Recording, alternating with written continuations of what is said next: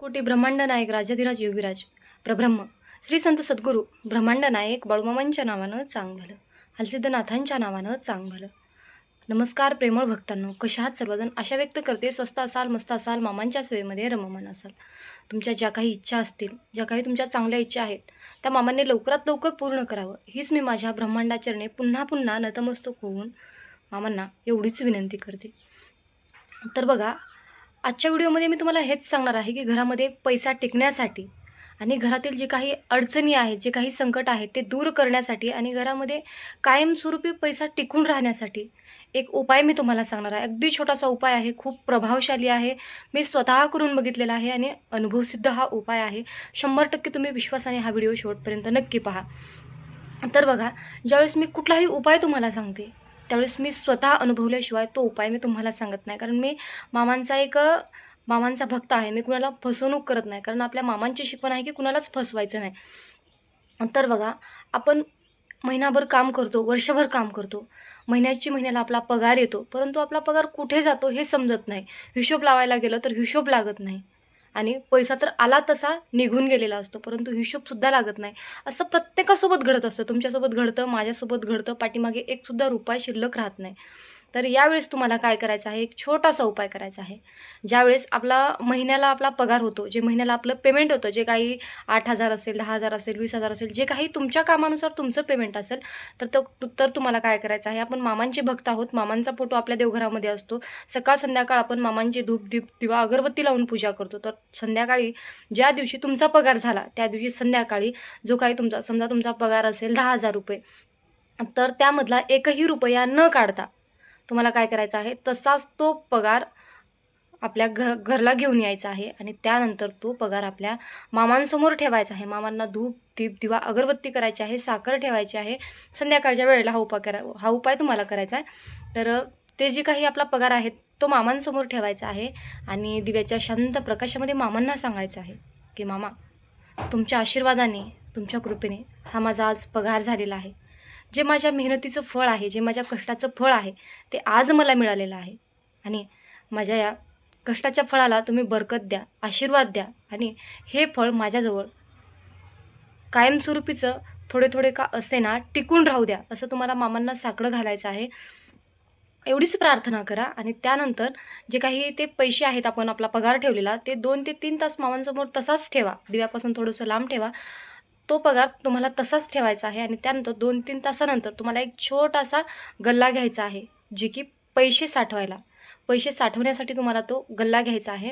आणि देवघरामध्ये तो गल्ला ठेवून त्याची दररोज नित्यनेमाने तुम्हाला पूजा करायची आहे. त्याला दररोजचा देवपूजेसोबत हळदी, कुंकू, फुले अर्पण करायची, धूप, दीप, दिवा, अगरबत्ती त्याचीसुद्धा पूजा करायची. आणि प्रत्येक महिन्याला दुसऱ्या दिवशी सकाळी, आज संध्याकाळी आपण हा उपाय केला, मामांना प्रार्थना केली, त्यानंतर कुठला का वार असेना, दुसऱ्या दिवशी सकाळी त्या गल्ल्यामध्ये तुम्हाला जे काही 101 रुपये असेल, 51 रुपये असतील, 251 असतील किंवा 500 रुपये असतील, जे काही आहेत, तुम्हाला जसे घडतील तसे ते पैसे तुम्हाला त्या गल्ल्यामध्ये साठवायचे आहेत, फक्त महिन्यातून एक वेळा पगार झाल्यानंतर.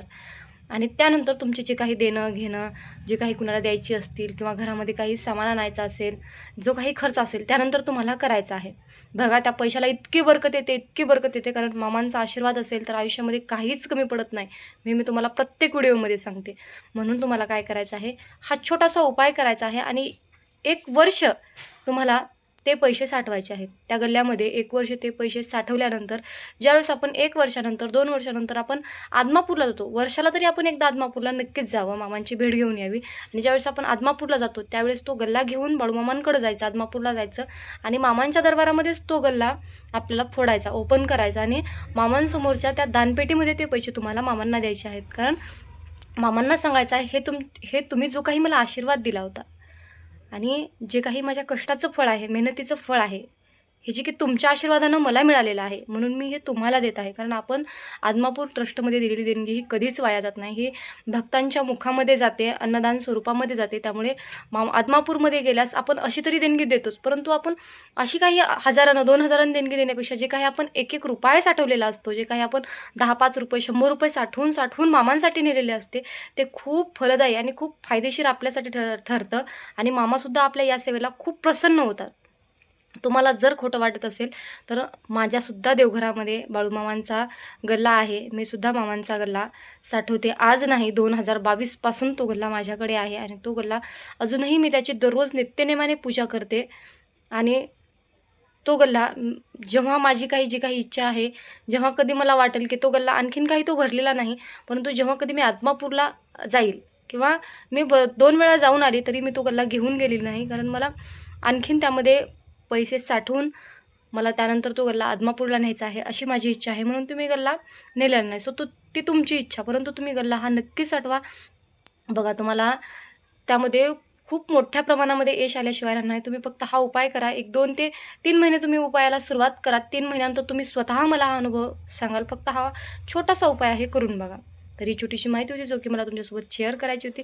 झालेली सेवा मी माझ्या ब्रह्मांडाच्या चरणी रुजू करते आणि आजचा व्हिडिओ इथे सेंड करते. आय होप हा व्हिडिओ तुम्हाला आवडला असेल तर शेअर करा आणि अशाच प्रकारचे व्हिडिओ पाहण्यासाठी आपल्या चॅनलला सबस्क्राईब करा. मग बोला बोला बाळूमामांच्या नावानं चांगलं.